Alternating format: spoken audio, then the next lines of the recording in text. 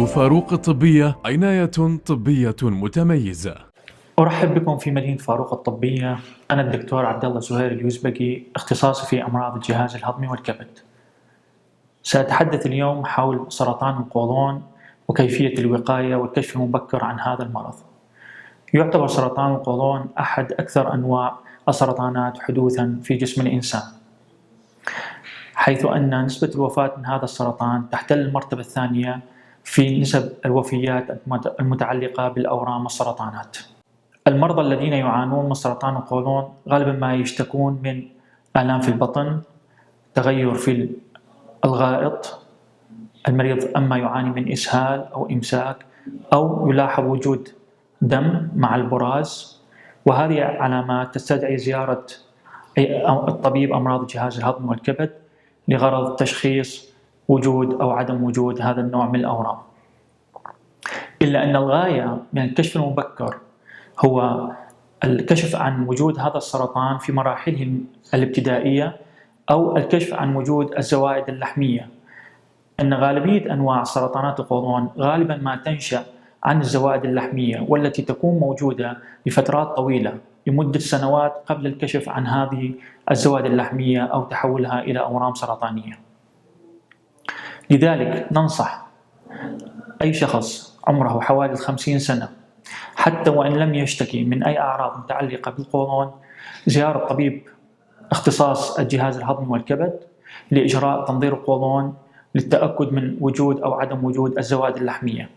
وفي حال وجود مثل هذه الزوائد اللحمية بالإمكان إزالتها، وبعد إزالة هذه الزوائد اللحمية يمكن أن نعطي للمريض ضمان عدم حدوث مثل هذه الأورام على مدى سنوات، حوالي 5 إلى 10 سنوات. وفي حالة وجود أحد أفراد العائلة، وبالأخص الأقارب من الدرجة الأولى أو الدرجة الثانية، لديهم حالة زوائد لحمية أو أورام قولون أو مستقيم، ففي هذه الحالة بالإمكان إجراء تنظير القولون على عمر أبكر من 50 سنة للغرض الكشف عن وجود الزوائد اللحمية أو مسببات السرطان. في حال إزالة الزوائد اللحمية فإن احتمالية حدوث مثل هذه السرطانات تكون نادرة جدا. في عيادة أمراض الجهاز الهضمي والكبد نحن نقوم بإجراء تنظير القولون بصورة دورية، ويعتبر هذا النوع من التنظير من الإجراءات الآمنة نسبيا.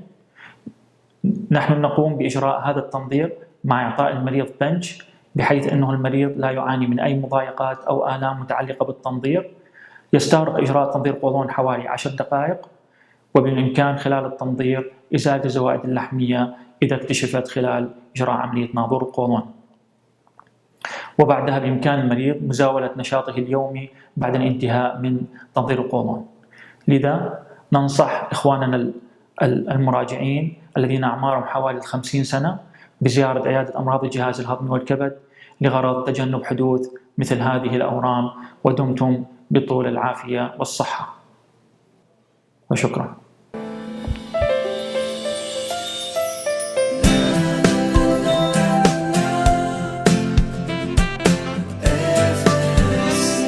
مدينة فاروق الطبية عناية طبية متميزة.